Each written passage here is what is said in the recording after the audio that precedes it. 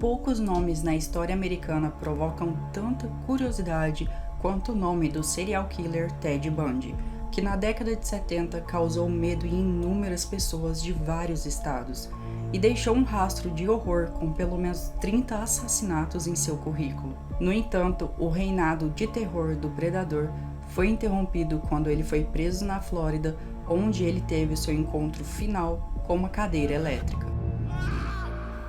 Olá, eu sou a Vanessa Bap e no caso de hoje nós vamos falar sobre o curioso caso da última vítima do famoso serial killer, o Ted Bundy. Então, aproveitando, não se esqueça de se inscrever no canal para continuar recebendo esse tipo de conteúdo e agora, de forma documental, vamos falar sobre o caso da Kimberly Leach. Então agora, sem mais delongas, bora pro caso de hoje. Nascida em Lake City, que fica no estado americano da Flórida, a Kimberly nasceu no dia 28 de outubro de 1965. Agora, no ano de 78, ela era uma aluna da 7ª série e não era somente uma aluna estudiosa e exemplar, como também ela era uma candidata ao cobiçado título de rainha do baile. Na manhã do dia 9 de fevereiro, ainda no ano de 78, não foi nada diferente de outro dia comum para a Kimberly. Ela foi para a escola e um pouco antes das 9 horas da manhã, indo para uma outra aula, ela percebeu que tinha esquecido a mochila em uma das salas da escola. E apesar de estar chovendo muito naquele dia, ela voltou para buscar a mochila e depois disso não foi vista por mais ninguém da escola. Naquele mesmo dia, os pais da Kimberly ficaram preocupados quando a filha não voltou para casa depois da escola. Então eles começaram a ligar para todos os amigos e para as pessoas da escola que conheciam a Kimberly, mas infelizmente ninguém tinha nenhuma notícia sobre ela. Diferente de como a gente geralmente vê em casos como esse, o chefe de polícia da cidade não encarou o desaparecimento dela, da Kimberly, como uma adolescente que simplesmente podia ter fugido de casa. E os pais da Kimberly também insistiam que a filha não tinha nem motivos para fugir. Uma das amigas da Kimberly, lá da escola, disse em uma entrevista posteriormente que quando ela não apareceu na sala de aula, todos os colegas da Kimberly perceberam que tinha algo de errado. Isso porque ela não era aquele tipo de aluna que pulava as aulas. E isso porque a Kimberly também era só uma menina de apenas 12 anos de idade e que era muito tímida. 6 dias depois do desaparecimento oficial da Kimberly, uma testemunha ocular se apresentou na delegacia para contar que tinha visto a Kimberly sendo chamada perto de um carro branco que estava estacionado no lado de fora da escola. E isso batia com o horário que ela foi vista pela última vez, que foi por volta das 9 horas da manhã daquele dia. No dia 8 de fevereiro, um dia antes do desaparecimento da Kimberly, uma outra adolescente de 14 anos tinha sido abordada por um homem em uma van branca que coincidentemente também estava estacionado do lado de fora da onde a adolescente estudava. O motorista dessa van teria dito que era um oficial do Corpo de Bombeiros e tentou puxar conversa com a menina várias vezes. Só que minutos depois de começar essa conversa, o irmão mais velho dessa outra adolescente chegou e o homem saiu apressadamente do local na van. Só que os dois, achando aquela situação que tinha acontecido muito estranha, eles pegaram e foram até a delegacia denunciar esse caso e fizeram uma descrição detalhada do homem, e os oficiais policiais que estavam na delegacia fizeram um autorretrato do suspeito. Em algum momento, esse retrato falado foi enviado para os detetives que trabalhavam em casos de homicídio, e eles imediatamente reconheceram o suspeito por aquele crime, que era nada mais e nada menos que o Ted Bundy.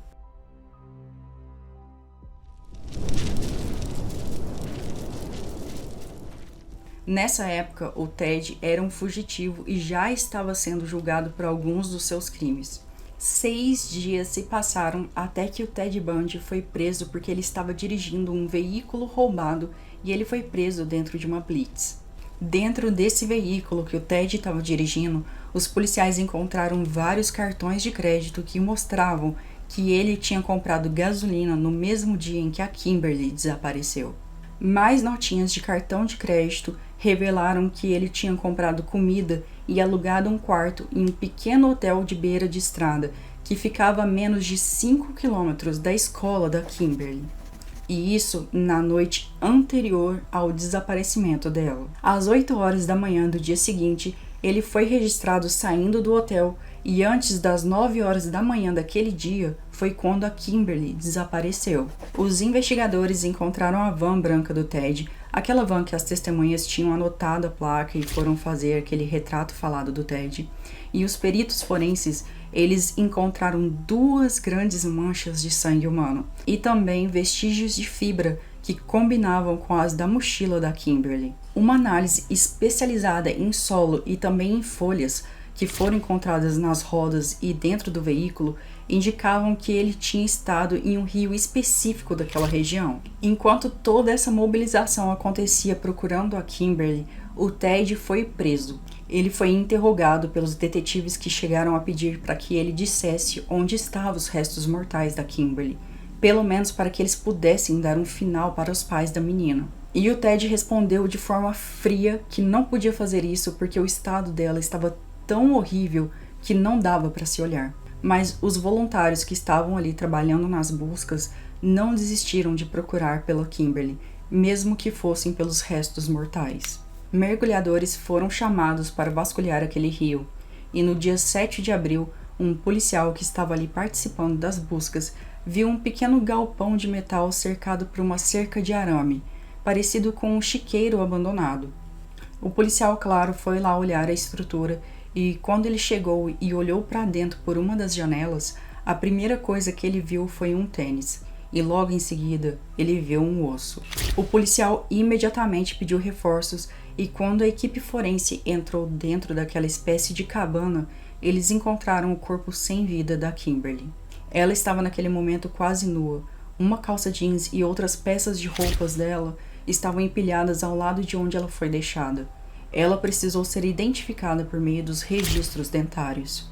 O relatório da autópsia determinava que ela tinha sofrido violência homicida na região do pescoço, e o funeral foi realizado no dia 12 de abril de 78. Antes do Ted ser julgado por esse crime da Kimberly, ele foi julgado por, na verdade, vários outros crimes primeiro.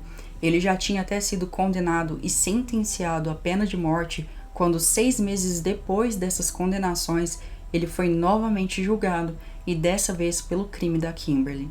Mais uma vez ele foi considerado culpado e recebeu outra sentença de pena de morte. Após essas condenações, o Ted confessou pelo menos 35 assassinatos entre os anos de 74 e 78, mas quando ele foi questionado se a quantidade de crimes era precisa, se era um número exato, ele apenas respondeu: adicione outro dígito. O Ted confessou ser o responsável pelo crime contra Kimberly, e segundo o que ele teria dito a um agente do FBI, ele estava na verdade naquela manhã procurando por uma professora ou uma mãe deixando o filho na escola, mas ele mudou de ideia quando viu que a Kimberly estava sozinha. Claro que a vida mudou na cidade após o crime. Depois disso, os alunos das escolas lá aprendem sobre segurança pessoal e são ensinados a se organizarem em dupla para ir e voltar da escola. No dia 24 de janeiro de 89, o tempo finalmente se esgotou para o Ted Bundy, que conseguiu adiar várias vezes a execução dele, dando detalhes sobre os crimes que cometeu durante os anos em que ele esteve livre. Mas naquele dia, um pouco antes das 7 horas da manhã, ele disse suas últimas palavras, que foram direcionadas para os advogados dele. E ele disse, abre aspas, Jean e Fred, eu gostaria que vocês dessem meu amor à minha família e amigos. Logo depois disso, ele foi declarado morto às 7 horas e 16 minutos. Obrigado por assistir até aqui, se inscreva para não perder nenhum caso novo no canal, te vejo em outro vídeo e até logo. Esse homem que você vê ao telefone estava preso porque tentou matar a esposa. Nesse momento, ele tinha confirmado com o assassino que ele contratou quem era o alvo certo para terminar o trabalho que ele mesmo não conseguiu. A Tiffany Mead, de 22 anos e mãe de 2 filhos, é a vítima que sobreviveu a uma tentativa de homicídio na frente do filho de 2 anos de idade. Mas o que ela não imaginava era o quanto o pai dos seus filhos estava determinado a conseguir o que ele queria. Olá, eu sou a Vanessa Bap e no caso de hoje nós vamos falar sobre um crime, ou melhor, um criminoso que parecia simplesmente não desistir do objetivo dele de pôr fim a vida de uma pessoa. De forma documental, vamos falar sobre o caso da Tiffany Mead. Então agora, sem mais delongas, bora pro caso de hoje. A Tiffany era uma jovem mãe de 22 anos que morava no estado americano de Utah, isso lá em 2013. Ela era casada com Christopher, os dois se conheceram online 5 anos antes de se casarem. A Tiffany ficou encantada com o Chris assim que ela colocou os olhos nele. Na época que os dois se conheceram, ela era uma aluna do último ano do ensino médio e o Christopher já estava no exército. Eles estavam tão apaixonados que os dois fugiram para se casar apenas 6 semanas depois que eles se conheceram pessoalmente. Mas aí, depois do casamento, o Christopher, que eu vou chamar de Chris, foi enviado a uma missão no Iraque e, infelizmente, quando o Chris voltou de lá, ele estava totalmente diferente. Depois dessa missão, ele se tornou emocionalmente abusivo e com um humor muito volátil. Certas situações bem pequenininhas mexiam com os nervos dele de uma maneira que ele explodia em um ataque de fúria. Ela chegou até a entrar com um pedido de divórcio. Ela realmente parecia que estava seguindo em frente com a vida, porque logo ela entrou em um relacionamento novo, ela chegou a arrumar um emprego e inclusive passou a frequentar uma faculdade no período da noite. Enquanto isso, o Chris, ele implorava para que a Tiffany tentasse perdoar ele e que os dois reatassem o relacionamento. O Chris, pelo telefone, pediu para ela ir sozinha para poder pegar esse cheque, mas a Tiffany, ali por telefone mesmo, avisou que ela ia com o filho do casal de 2 anos. O Chris então escolheu um parque para o encontro dos três e a Tiffany foi até o local combinado. Quando ela chegou lá e saiu do carro, ela viu que o Chris foi se aproximando dela com um olhar muito assustador. A Tiffany ficou tão apavorada com isso que ela começou a tentar recuar, mas não deu tempo porque o Chris conseguiu segurar ela com um abraço de urso. Ela até chegou a relembrar o Chris que o filho do casal estava ali dentro do carro, mas ele parecia que realmente não se importar com isso e empurrou a Tiffany contra a porta do carro. Depois, ele colocou uma das mãos sobre a boca dela e com a outra mão no próprio bolso da calça, ele puxou uma faca.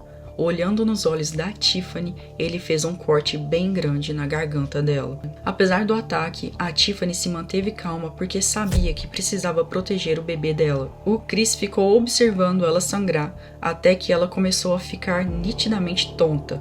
Aí o Chris abriu a porta do carro e deixou a Tiffany sentar lá dentro. A Tiffany viu uma oportunidade quando o Chris, depois de ter feito esse ato repulsivo, disse para ela: "Você sabe o que eu quero, então apenas diga."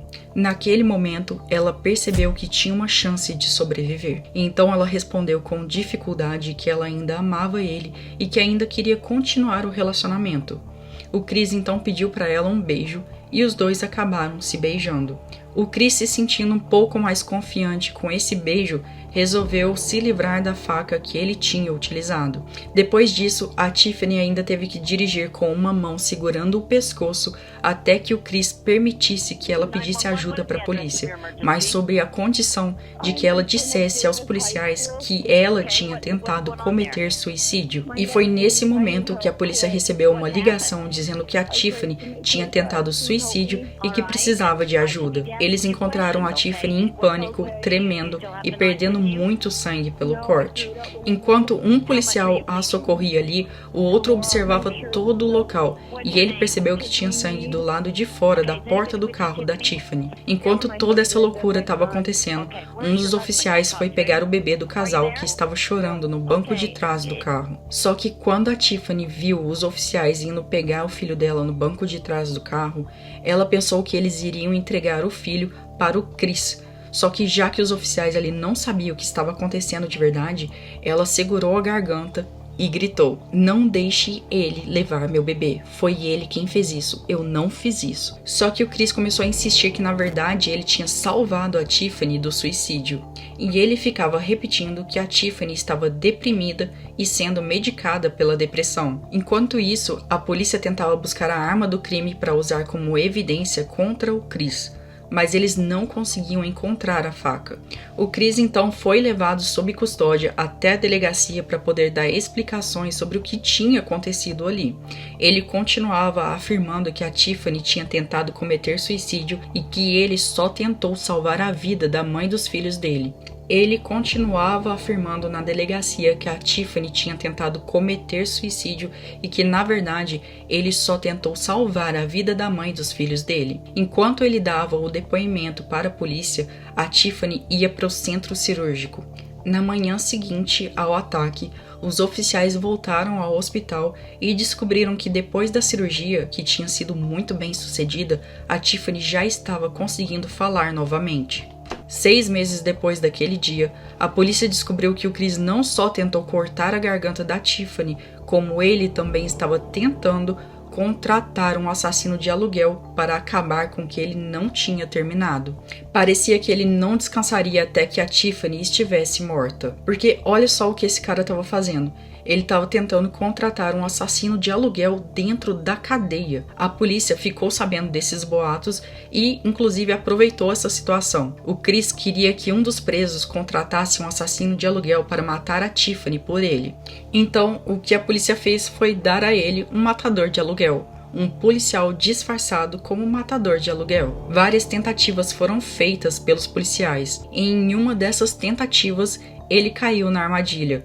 Ele passou o endereço real da casa da Tiffany para esse suposto assassino de aluguel que ele finalmente tinha acreditado e não desconfiou que poderia ser só uma armadilha da polícia. O matador de aluguel, muito profissional, foi até a casa da Tiffany, tirou fotos para levar para o Chris ver e confirmar se o alvo realmente estava correto. Assim que o Chris confirmou que era a Tiffany nas fotos, ele pôde ser acusado por tentativa de assassinato da ex-esposa. Quando ele confirmou que o alvo realmente era a Tiffany, ele disse para o policial disfarçado que ele podia se divertir com ela. O Chris acabou confessando esses crimes no tribunal. Como ele confessou, ficou opcional para Tiffany se ela queria ou não fazer o testemunho dela, mas ela optou por fazer a declaração no tribunal.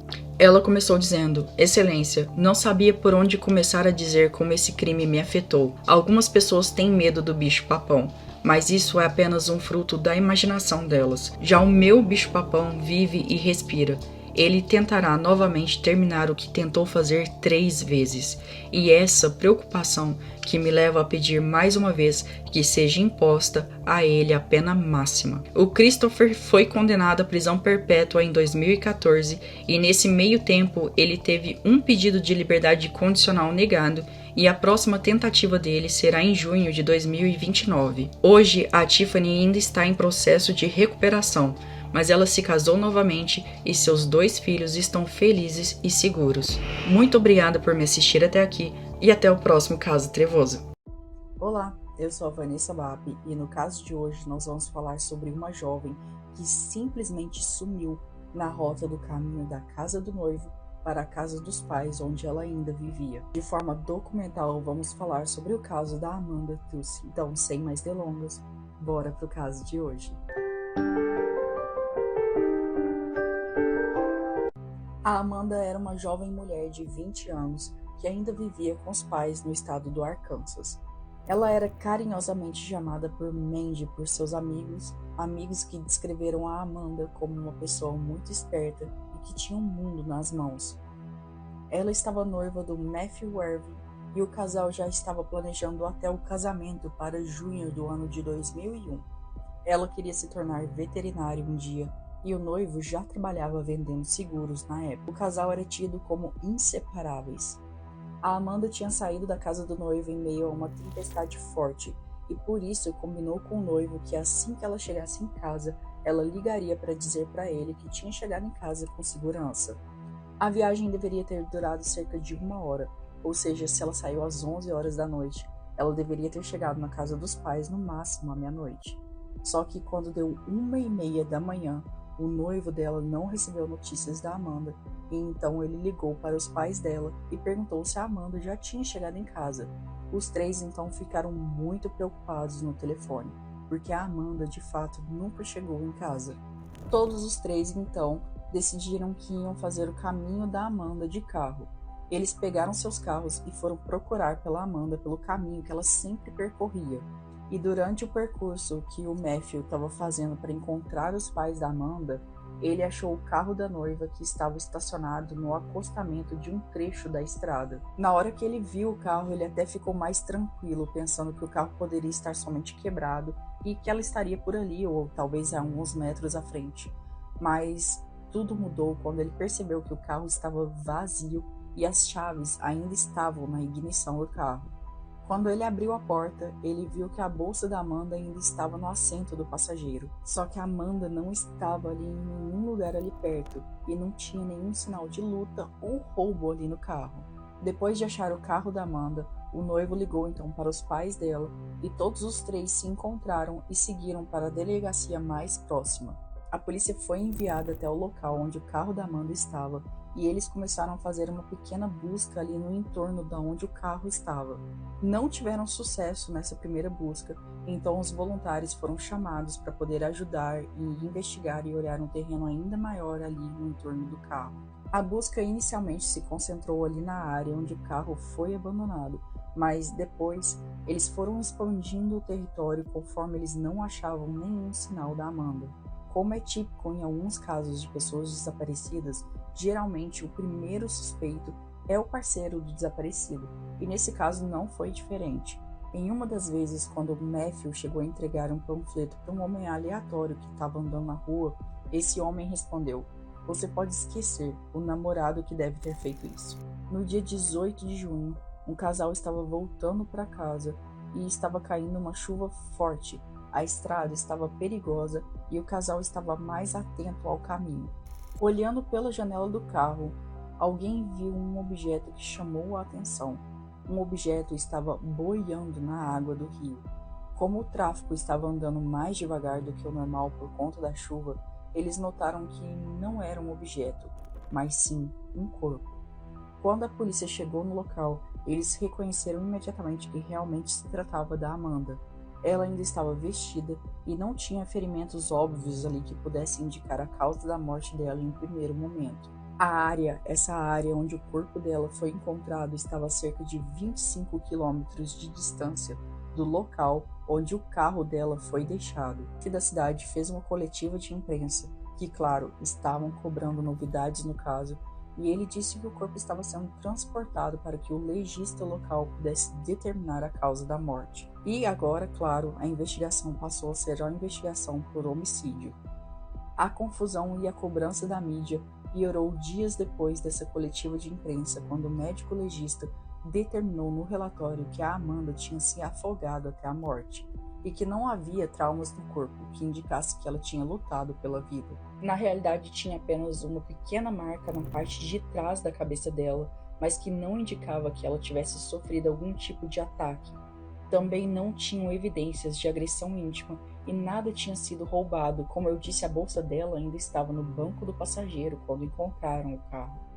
Embora o relatório da autópsia tenha indicado que a causa da morte era compatível com o afogamento, também dizia que a causa da morte estava pendente. E como ela foi encontrada a mais de 25 quilômetros de distância do carro dela, os investigadores ainda precisavam determinar como que ela tinha chegado até lá. Os investigadores acreditavam que ela tinha sido vítima de um crime, mas descartaram todos os conhecidos dela como suspeitos. Eles também descartaram a possibilidade da Amanda ter tirado a própria vida. A principal teoria era que provavelmente a Amanda parou no acostamento quando a chuva dificultou a visibilidade da estrada e enquanto ela esperava a tempestade passar, amenizar para ela seguir o caminho, alguém teria parado do lado dela. Eventualmente o caso acabou esfriando, mas em 2003 houve uma nova pista no caso que não tinha sido resolvido. Os investigadores receberam uma dica anônima que afirmava que antes da Amanda ser enterrada, alguém deixou uma carta dentro do caixão que levaria a polícia diretamente ao assassino. Essa nova dica fez com que o corpo da Amanda fosse exumado, mas não havia nenhuma carta lá dentro do caixão. A mãe da Amanda deu uma entrevista onde ela disse que sempre ouviu dizer que Deus não dá a você o que você não pode suportar, mas ela também disse que não aguenta mais e está pronta para ter o seu descanso. O que realmente aconteceu naquele dia com a Amanda continua sendo um mistério até hoje. A família ainda se agarra à esperança de que um dia a verdade se revele. Muito obrigada por ter me assistido até aqui. Te vejo em outro vídeo do canal e até já. O vídeo do interrogatório de um americano viralizou nas redes sociais pelo modo peculiar dele de agir. O americano quase não se movimenta nas 2 horas do interrogatório. Esse comportamento peculiar dele realmente tem um propósito. Quanto menos movimento ele faz, mais difícil fica para os investigadores manipular e até potencialmente conseguir tirar dele uma confissão. No entanto, essa atitude também revela o quão desesperado o suspeito está para se proteger. Olá, meu nome é Vanessa Bap e no caso de hoje nós vamos falar sobre o criminoso que viralizou nas redes sociais, não só pelo crime perturbador que ele cometeu, mas também pelo comportamento estranho dele nos interrogatórios. De forma documental, vamos falar sobre o caso do criminoso americano, o Stephen McDaniel. Então agora, sem mais delongas, bora pro caso de hoje. O Stephen, ele nasceu no dia 9 de setembro de 85 em um bairro suburbano em Atlanta, no estado americano da Geórgia. A infância dele foi, em grande parte, bem comum, sem nenhuma situação e atitude que pudesse indicar o caminho sombrio que ele seguiria no futuro. Ele cresceu naqueles lares típicos americanos que a gente está acostumado a ver em filme. A jornada acadêmica do Stephen acabou o levando a uma universidade, onde ele conseguiu um diploma de direito, e mostrou também que tinha grandes habilidades para os estudos jurídicos. Uma colega da faculdade de Direito e também vizinha do Stephen, chamada Lauren, era uma mulher que estava na época com 27 anos, mas ela já estava se preparando para fazer o exame da ordem e seguir sua carreira como advogada de defesa. Esses dois eram vizinhos que viviam no mesmo complexo de apartamentos perto ali da faculdade. Apesar do ambiente ali minimamente compartilhado, os dois não tinham nenhum tipo de relação significativa entre os dois. Eles não eram amigos. Mas pelo fato de viverem ali no mesmo complexo de apartamentos como vizinhos, isso permitia que o Stephen pudesse observar a colega mais de perto. Por trás da fachada de um estudante comum de direito tranquilo, o Stephen guardava uma obsessão pela vizinha. Logo, o Stephen começou a perseguir e até pesquisar informações online sobre por onde a Lauren andava e com quem ela andava. Como um bom stalker, ele passava horas olhando pela janela do apartamento dela. Essa obsessão, que só aumentava, passou também a fazer o Stephen coletar informações digitais sobre tudo que a Lauren fazia nas redes sociais. Essa fixação ficou extremamente doentia quando chegou ao ponto que o Stephen começou a planejar o assassinato dessa vizinha. A Lauren, por outro lado, estava focada nos seus estudos e, enquanto isso, o Stephen passava a ficar cada vez mais recluso e cada vez mais obcecado. Nas primeiras horas do dia 26 de junho em 2011, o Stephen invadiu o apartamento da Lauren usando uma chave mestra que ele já tinha roubado, o que indicava como ele tinha calculado todos os passos dele naquele dia. Uma vez que ele já estava dentro do apartamento da vizinha, ele estrangulou a Lauren até tirar a vida dela. Mas o horror em si não parou por aí, porque mesmo depois de cometer esse crime, o Stephen ainda desmembrou as partes dela usando um serrote na banheira do próprio apartamento dela.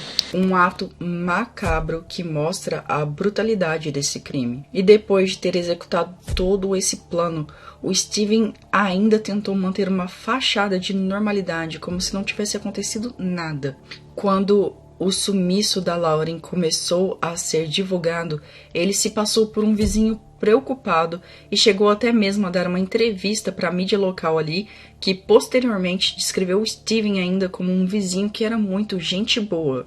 Nos dias que se seguiram depois desse crime, o Stephen ficava sempre ali por perto do apartamento da Lauren, observando as autoridades fazerem a investigação do caso. No dia 30 de junho de 2011, ou seja, 4 dias depois que o crime foi cometido, o torso desmembrado da Lauren foi encontrado em uma lata de lixo ali do condomínio. A descoberta desse tronco fez com que os investigadores do caso ficassem mais empenhados, já que as autoridades que estavam ali investigando toda a cena do crime, eles não tinham nem testemunhas e faltavam muitas evidências físicas, e sem isso eles não conseguiriam seguir com as investigações. Como o tronco da Lauren foi encontrado ali no lixo do condomínio mesmo, o Steven e os outros vizinhos da Lauren foram todos levados à delegacia para poderem falarem e dar o seu depoimento sobre o desaparecimento dela.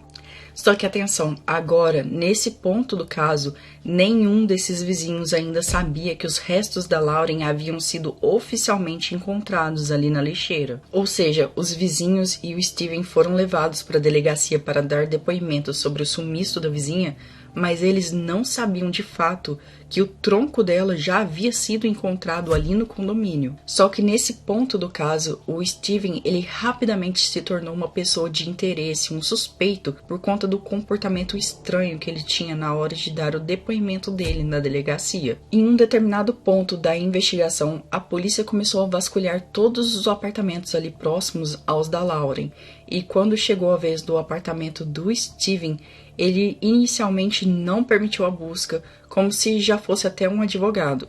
Mas apesar dessa recusa inicialmente, a polícia acabou realizando sim uma busca ali, e por ele ter se recusado, eles fizeram uma busca ainda mais minuciosa no apartamento dele. E essa busca conseguiu sim evidências incriminatórias que ligavam ele diretamente à cena do crime. Entre os itens que foram encontrados no apartamento do Steven pela perícia estavam roupas íntimas da Lauren e uma chave mestra, aquela mesma que foi roubada do zelador do condomínio e usada para abrir a porta do apartamento da Lauren. Ainda nessa mesma investigação, encontraram rastros digitais do Steven que trouxeram à tona aquelas evidências ainda mais perturbadoras. No notebook dele, do Steven, eles encontraram informações sobre as últimas localizações da Lauren. Toda a rotina dela dos últimos dias estavam registradas. A perícia também descobriu algumas postagens do Steven em blogs e fóruns da internet que expressavam o ódio que ele tinha e o desejo profundo de machucar as mulheres. Com base em todas essas evidências e também no comportamento suspeito dele, o Steven foi levado para mais uma rodada de interrogatório na delegacia. Durante esses novos interrogatórios, que foi o que fez ele ficar muito famoso, entre aspas, na internet devido a esse comportamento frio e quase imóvel que ele tem durante o interrogatório, ele mesmo assim cometeu um deslize crucial. Ele confessou ser culpado por ter realizado assaltos nas residências dos colegas da faculdade dele. Essa confissão pôde fazer com que ele fosse preso e os policiais pudessem fazer novos interrogatórios. O julgamento do Steven acabou virando um evento devido a essas gravações do interrogatório dele. As peças-chave da acusação incluíam aquela chave mestra que foi roubada, que ele usou para entrar no apartamento da Lauren, as roupas íntimas dela que foram encontradas no apartamento dele e o comprometedor rastro digital que ele tinha deixado no próprio computador. E nesse computador dele, além das rotas que ele percorria atrás da Lauren, também tinha vídeos dele mesmo olhando fixamente para o apartamento dela através de uma janela. Foi só em 2014, 3 anos depois do crime, que o Steven foi declarado culpado pelo assassinato da Lauren. A confissão dele, no entanto, veio realmente do nada, tanto que pegou até os advogados dele de surpresa. Os advogados acreditavam que o Steven era inocente até aquele momento, o que tornou a confissão um ponto de virada no caso. No tribunal, ele admitiu que ele realmente tinha invadido o apartamento da Lauren, usando realmente aquela chave mestra que ele tinha roubado. Também admitiu que estrangulou a vítima até a morte e ainda admitiu que dividiu tudo ali com uma serrinha no banheiro da própria Lauren. Após se declarar culpado, ele foi condenado à prisão perpétua pelo crime. Enquanto Steven estava na prisão, ele passou por uma transformação física muito grande. Além de perder uma quantidade considerável de peso, ele passou a maior parte do tempo na enfermaria do presídio. Isso era tão comum que a equipe da prisão achava que ele estava fingindo estar doente, mas na verdade ele nunca passou por testes que comprovassem isso. Depois que o Steven recebeu a sentença, ele não aceitou silenciosamente o resultado do julgamento. Ele fez várias tentativas de apelar, alegando que teve uma representação ineficaz no caso. Na tentativa de apoiar o filho, o pai do Steven iniciou até uma campanha no GoFundMe em 2018 para tentar arrecadar fundos para as despesas legais que seriam necessárias para entrar com novos recursos. Mas essa campanha acabou sendo retirada do ar justamente pela falta de apoio do público que não apoiava a causa de um assassino condenado. Recentemente agora, no dia 23 de junho de 2023, o Steven ainda está cumprindo sua sentença perpétua na prisão estadual do estado da Geórgia e estará elegível para a liberdade condicional em 2041. No entanto, por conta da gravidade desse crime e as fortes provas contra ele, é muito provável que ele não consiga essa liberdade condicional. O caso do Steven foi uma arrepiante obsessão que se transformou em morte. Muito obrigada por me assistir até aqui. Eu espero ver você em um outro caso aqui do canal. E até já. A Paige Johnson era uma garota que vivia no estado americano do Kentucky. Ela era aquele tipo de garota que, por mais que fosse baixinha, ela era muito destemida e tinha muita coragem. Mesmo que a vida da Paige não tivesse sido nada fácil. Isso porque ainda muito jovem, a Paige já era mãe e ela precisou de largar a escola para poder cuidar em tempo integral da filha dela. Mesmo que a Paige fosse muito nova, ela ainda estava com 17 anos de idade quando virou mãe, ela estava desenvolvendo esse trabalho, essa função de mãe muito bem. Olá, eu sou a Vanessa Bap e nesse caso de hoje nós vamos falar sobre o caso da Paige Johnson, uma adolescente que estava com 17 anos de idade quando virou mãe e infelizmente ela não pôde viver para poder ver a filha dela crescer. De forma documental, vamos falar sobre o caso da Paige Johnson. Então agora, sem mais delongas, bora pro caso de hoje. Há poucos dias de completar oficialmente 17 anos, a Paige estava precisando de um tempo para poder descontrair um pouco, ela estava muito cansada. A gente sabe, quem é mãe sabe, que a maternidade não é nada fácil, principalmente nos primeiros meses.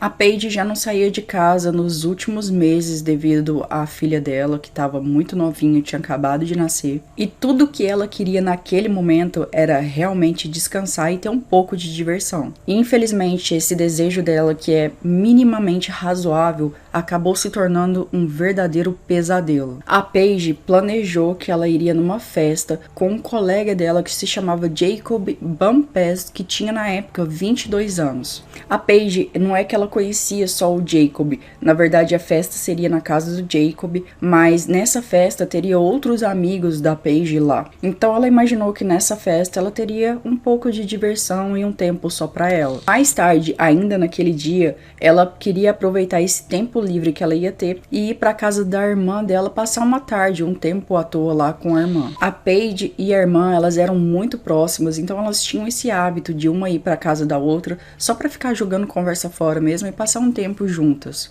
A Paige tinha planejado então nesse tempo livre dela todos os passos que ela teria ali naquele dia. Infelizmente, o que a Paige mal sabia é que esse plano que ela tinha feito com tanto carinho ia dar terrivelmente errado. A nossa história então começa realmente no dia 22 de setembro, lá em 2010. Esse foi o dia que o Jacob foi até a casa da mãe da Paige, buscou a Paige lá e juntos os dois foram para a festa. Só que a Paige, ela esqueceu o celular dela na casa da mãe. Então, como ela tinha esquecido o celular, o que a Paige fez? Ela pegou o telefone com esse amigo dela, o Jacob, que os dois estavam indo juntos para essa festa, e com o celular do Jacob, ela ligou para a irmã dela para poder avisar que toda a comunicação que precisasse ser feita com ela, que fosse feita através desse número do celular do Jacob. E a Paige, ela ligou para a irmã para avisar isso justamente porque nos planos da Paige, depois da festa, ela ainda ia para casa da irmã dela passar um tempo com a irmã lá. Então essa ligação que a Paige faria, além de ser simplesmente para a Paige avisar que ela estava bem,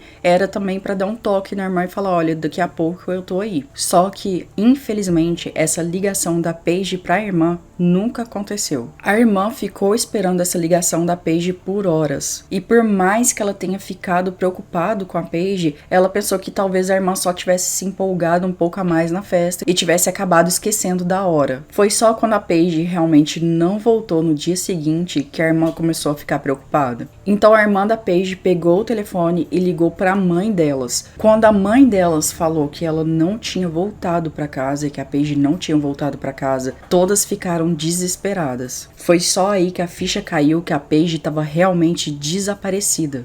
Então a irmã da Paige e a mãe da Paige foram até a delegacia para poder fazer um boletim e relatar uma pessoa desaparecida. Infelizmente, nesse caso, os policiais lá na delegacia tiveram uma atitude que geralmente a gente vê em muitos dos casos. Os policiais acharam que a Paige era só mais uma adolescente de 17 anos que estava fugindo das responsabilidades dela como mãe e que devia estar festejando em algum lugar, perdido a hora, e que provavelmente voltaria para casa daí uns dias. A família da Paige não acreditava nessa hipótese de forma alguma. Até porque a Paige, por mais que ela tivesse sido uma mãe aí, ainda na adolescência, ela era uma mãe muito boa, que amava a filha, e ela jamais teria fugido e deixado a filha para trás assim. E o problema desse tipo de pensamento da polícia é que isso geralmente atrasa muito as investigações. Então a família da Paige mesmo, que já sabia dessa situação, resolveu não esperar pela polícia e começar a fazer as buscas eles mesmos pela Paige. A mãe e a irmã da Paige então começou a distribuir folheto com a foto da Paige pela cidade e também procuraram todas as pessoas que estavam naquela festa que a Paige foi com o Jacob. E isso inclui o próprio Jacob, que inclusive a irmã da Paige e a própria mãe da Paige acharam que as respostas do Jacob sobre o que tinha acontecido naquele dia da festa muito vagas. Isso porque inicialmente na conversa o Jacob disse que eles não tinham bebido nenhum tipo de bebida alcoólica naquela festa. Mas logo depois, na conversa, ele acabou admitindo que talvez a Paige tivesse tomado algumas cervejas. E ainda nessa conversa, segundo Jacob, ainda naquele dia depois da festa, por volta de 1h da manhã, ele teria saído da festa com a Paige e teria deixado a Paige a alguns metros da casa da irmã dela e depois ele foi embora. Então aí nessa história, tanto para os investigadores desse caso quanto para a família da Paige, que os problemas começaram. Isso porque o Jacob em nenhum momento ele se preocupou minimamente com a segurança da Paige. Afinal, se ele estava dirigindo um carro, se ela estava embriagada, por que ele não deixou ela na frente da casa da irmã, em vez de deixar a alguns metros da casa? Mas enfim, até agora, o máximo que a polícia e a família poderia achar é que ele foi irresponsável. Só que logo depois dessa conversa que ele teve com a mãe e com a irmã da Paige, o Jacob contratou um advogado e parou de responder a qualquer tipo de questionamento tanto da família quanto dos investigadores. Não que seja errado ele ter contratado um advogado, mas juntando essa peça do advogado, ele parar de responder qualquer questionamento sobre esses fatos, sobre esse dia, e além disso, ele não ter deixado a amiga na frente da casa, isso tudo tornava a situação um pouco suspeita. Mas foi só após alguns dias do desaparecimento da Paige, só depois que se passaram alguns dias, que a polícia realmente começou a trabalhar em cima de um caso de desaparecimento. Foi só aí que os policiais, então, que estavam investigando esse caso da Paige, resolveram voltar seus olhos para o Jacob. Só que nesse ponto, o Jacob já estava com o advogado e já não estava respondendo mais nenhum questionamento sobre o caso. E ele realmente não cooperou com a polícia. Só que essa atitude suspeita do Jacob também foi suspeita para a polícia, que começou a investigar ele com mais afinco. Foi quando os detetives desse caso, então, tiveram a ideia de rastrear os dados do celular do Jacob. Porque afinal, por mais que toda essa situação que envolvia o Jacob e a Paige fossem estranhas, é normal eles investigarem o Jacob, já que ele foi a última pessoa que estava com ela. Por esses dados do celular do Jacob, eles notaram que o Jacob naquela noite estava trocando muitas mensagens com a Paige. Depois de um certo momento ali na festa, os dois pararam de se comunicar totalmente com mensagens, e mesmo depois que houve realmente oficialmente o desaparecimento da Paige, ele nunca mais mandou nenhum tipo de mensagem para ela, nem mesmo para perguntar se a amiga estava bem. E para os investigadores isso ficou parecendo que o Jacob sabia que a Paige não responderia mais as mensagens. A polícia também descobriu que certas situações que o Jacob tinha contado naquela história dele não batiam. Por exemplo, a polícia descobriu que a história que ele contava, que o Jacob contava, que tinha deixado a Paige por volta de 1h da manhã, perto da casa da irmã, não batia. Por quê? Pelos registros telefônicos do Jacob, a 1h da manhã ele estava em outro lugar. E por volta das 4h da manhã daquela noite, ele estava a mais ou menos 40 quilômetros de distância da festa. E nesse lugar que ficava tão longe da festa, era um rio. E não para por aí, porque lá desse rio, o Jacob ainda postou alguns status no Facebook. E fazer isso seria super normal. Isso se o Jacob já tivesse feito algo do tipo antes. Mas o Jacob, ele nunca tinha feito nem sequer um post nas redes sociais dele. E depois desse dia, ele voltou a nunca mais postar nada. Para a polícia, isso tudo parecia muito sincronizado, além de não fazer sentido. A polícia então começou a fazer buscas ali no entorno daquele rio, mas esse rio, ele tinha mais de 4.000 acres. Na verdade, as buscas começaram ali e duraram semanas. E eles não achavam nenhuma evidência da Paige. 1 ano se passou desde o desaparecimento da Paige e a polícia ainda não tinha novidades do caso, mas eles não desistiam e a investigação seguia em andamento. E depois que fez 1 ano do desaparecimento da Paige, a mãe da Paige teve que tomar uma decisão muito difícil. Como uma estratégia, ela teve que declarar a filha dela oficialmente morta. E isso era uma estratégia porque a mãe da Paige acreditava, a família da Paige, na verdade, acreditava que o Jacob realmente estava envolvido com esse desaparecimento dela.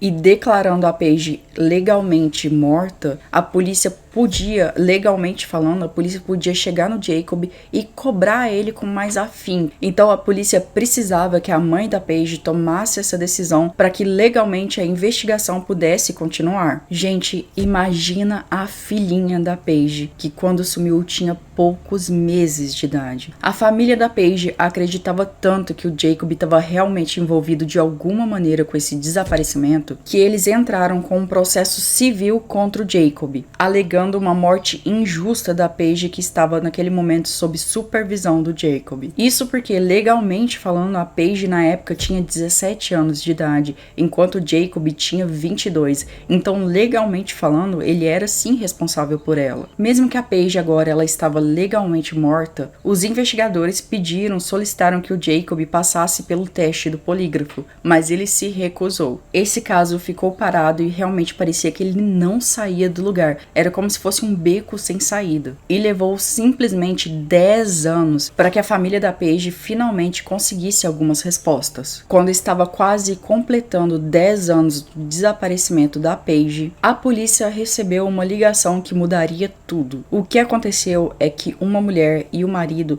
eles estavam praticando caça ali ao redor daquele mesmo rio onde a Paige supostamente desapareceu, quando esse casal encontrou restos humanos. A polícia então, claro, enviou uma equipe lá para poder resgatar esses restos, mas como já tinha passado quase 10 anos, o corpo estava praticamente completamente decomposto, e a polícia teve que usar os registros dentários para confirmar a identidade daqueles restos. E foi assim que eles realmente confirmaram que aqueles restos se tratava da Paige de 17 anos, que tinha desaparecido há praticamente 10 anos. O corpo dela foi encontrado a menos de 10 quilômetros de onde, na época, as buscas começaram. E o mais impressionante é que o corpo, esses restos, na verdade, foram encontrados a menos de 1 quilômetro de onde o último sinal do telefone do Jacob esteve. A família da Paige acreditava desde o início do caso que o desaparecimento da Paige era responsabilidade do Jacob. Então agora, com essas novas descobertas, a família da Paige acreditava que finalmente a polícia ia pegar o Jacob. Só que infelizmente o corpo tinha se decomposto demais,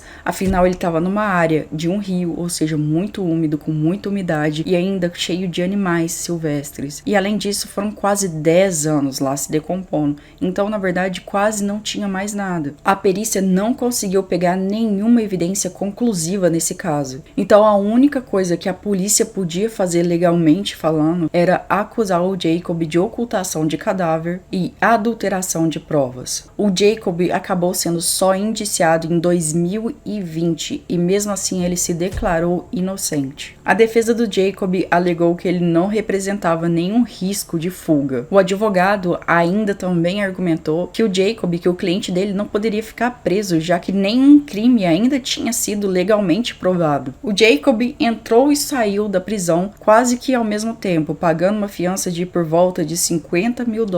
Existem várias teorias sobre o que aconteceu naquela noite e existe a teoria do que a família da Paige acredita que aconteceu. A família da Paige acredita que algo como uma overdose e talvez até uma agressão sexual tenha acontecido. Legalmente falando, fica muito difícil para qualquer um poder fazer qualquer coisa contra o Jacob, porque o corpo se decompôs a um ponto tão grande que quase não há evidências suficientes para acusar ninguém, nem o Jacob. Mas a polícia está confiante em uma coisa. A gente não pode esquecer que a Paige, ela tinha 17 anos quando saiu para ir naquela festa. Ou seja, de qualquer forma, as coisas podem ficar complicadas pro Jacob, porque naquele dia ela estava sob a supervisão dele, que era maior de idade. Em todo esse caso, a gente não pode esquecer da pessoa mais prejudicada nessa história, que além, óbvio, da Paige, foi a própria filha da Paige, que mesmo tendo uma mãe muito jovem, não conseguiu conviver com a mãe. Ela não teve a mãe dela ali ao lado dela. E você já garantiu que está inscrito no canal para continuar recebendo mais histórias trevosas? Deixe seu like, ative as notificações e eu espero te encontrar em breve em um próximo vídeo aqui do canal. Até já! Por volta das 4 horas da tarde do dia 13 de junho, agora em 2023, uma mãe perdeu todos os 3 filhos. Olá, eu sou a Vanessa Bap e nesse caso de hoje nós vamos falar sobre uma família que ficou completamente sem norte depois que perderam os 3 filhos. De forma documental, vamos falar sobre o caso do Chad Dorman. Então agora, sem mais delongas, bora pro caso de hoje.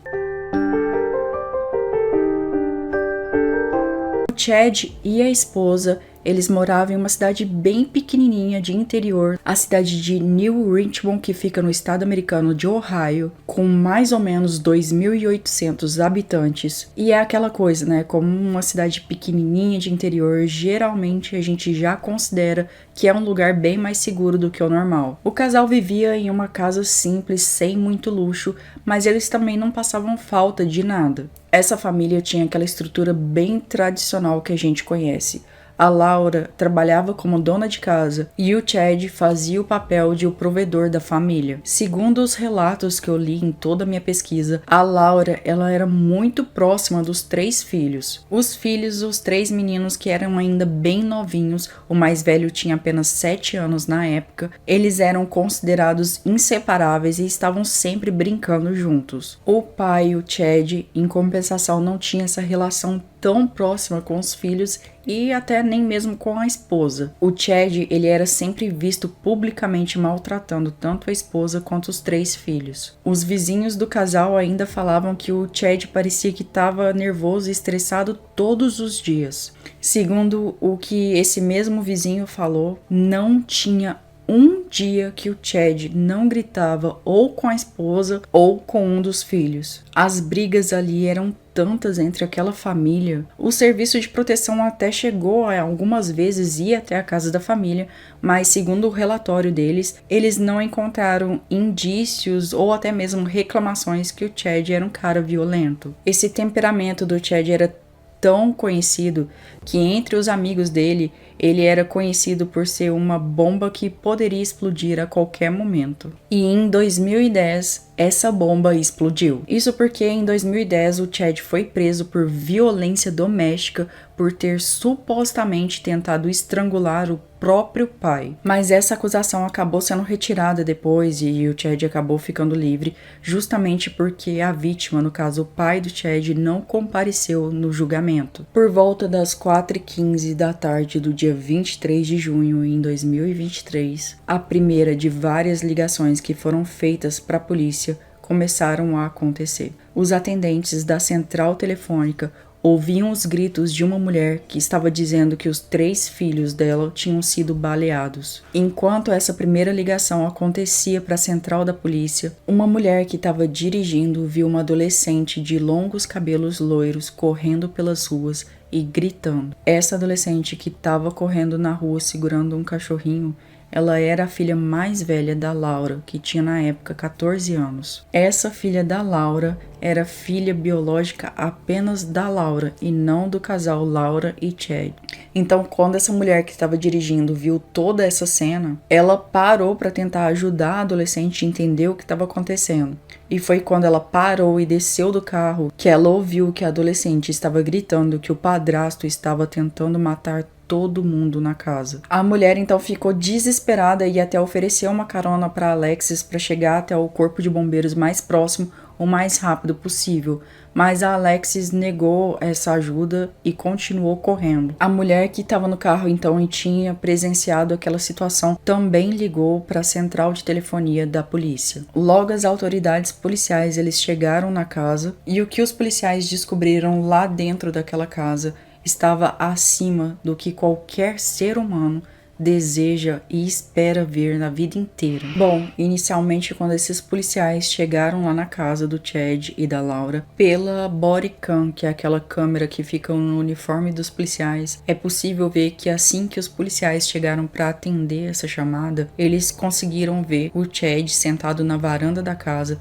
segurando um rifle com uma calma perturbadora. Isso porque tanto a polícia quanto os socorristas, ninguém conseguia entender a brutalidade daquele crime. Além disso, a assistência médica já não era mais necessária, já que nenhum atendimento médico poderia reviver aquelas crianças. O Chad foi preso em flagrante e logo depois de ser preso, ele supostamente confessou tudo. E agora vocês vão entender por que esse crime conseguiu ter requintes de crueldade e deixar tanto os socorristas quanto os policiais e todo mundo que se envolveu nesse crime de alguma forma direta ou indireta, tão chocados, tão abalados. O Chad confessou que realmente ele tinha sido o autor do disparo de um tiro em cada um dos filhos. E ele também revelou que um dos filhos dele tentou correr para uma área arborizada ali perto, mas não adiantou nada, porque o Chad foi atrás do próprio filho e caçou o filho, conseguiu pegar o menino e voltou com ele para casa somente para terminar com a vida dele. Esse crime que, sem nenhuma força, ele já é realmente muito chocante, piora porque o Chad revelou que ele estava planejando esse massacre com os próprios filhos dele há pelo menos 3 meses. E uma coisa que eu pergunto pra você, quando o Chad começou a planejar esse crime? Eu quero dizer, como que ele conseguiu ter a frieza de calcular e de planejar o que ele ia fazer com os próprios filhos? Eu não consigo deixar de imaginar o que fez ele tomar essa decisão. O Chad, para isso, ele usou um rifle, um modelo que geralmente é usado para caçar esquilos. E os investigadores disseram que por ele ter usado esse rifle, essa arma que ele já tinha, e até por ter ficado realmente esperando sentado na varanda que os policiais chegassem, os investigadores disseram que o Chad não tinha intenção de fugir e nem de tentar esconder que foi ele o autor pelos crimes. Chad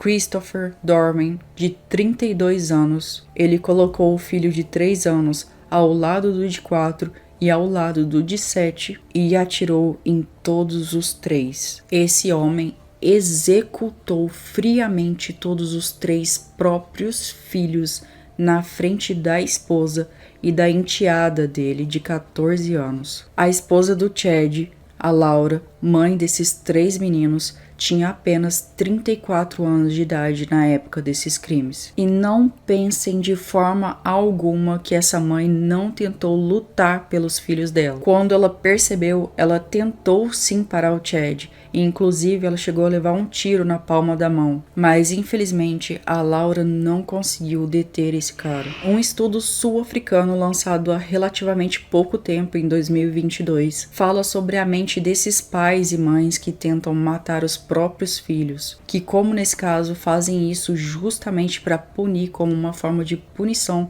para o outro pai. Esse estudo sul-africano, ele estudou mais de 20 casos parecidos. E existe até um termo um pouco mais técnico para esses casos, onde um dos pais ou os dois pais matam um ou todos os filhos, como nesse caso. Esses criminosos são chamados de filicídios. Dessas 20 pessoas que foram analisadas nesse estudo, 14 eram homens e 6 eram mulheres. E a primeira conclusão que esse estudo teve é que a raiva que essas pessoas sentiam pelos parceiros era tão grande, tão avassaladora, que deixa essas pessoas cegas de raiva. Essas pessoas geralmente apresentam uma propensão a querer controlar e culpar o parceiro. Essa raiva cega geralmente é descrita como raiva narcisista e que geralmente é por conta de uma acumulação de experiências negativas. Essas experiências emocionais negativas levam alguma dessas pessoas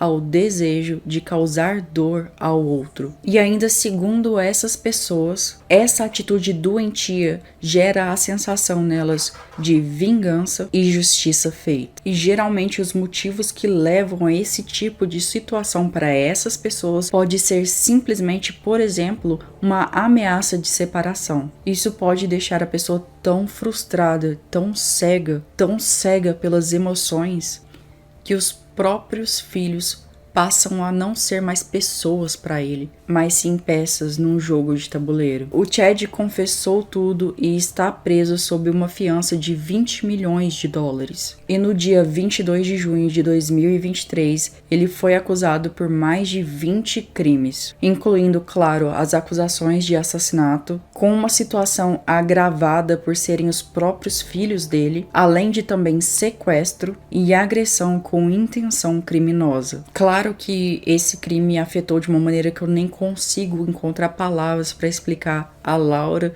e a filha adolescente da Laura de 14 anos, a Alexis. Esse crime horrível não afetou somente a Laura e a Alexis, tanto os socorristas que atuaram nesse caso quanto os policiais que atenderam a esse chamado, eles têm problemas até hoje de ansiedade. Por mais que eu sempre estude e pesquise sobre casos tão violentos quanto esse, eu acho que tem alguns particularmente que eu jamais vou esquecer. E esse é com certeza um desses casos. Bom, o caso fica por aqui. Não deixa de se inscrever para continuar recebendo relatos e histórias como essas de crimes reais.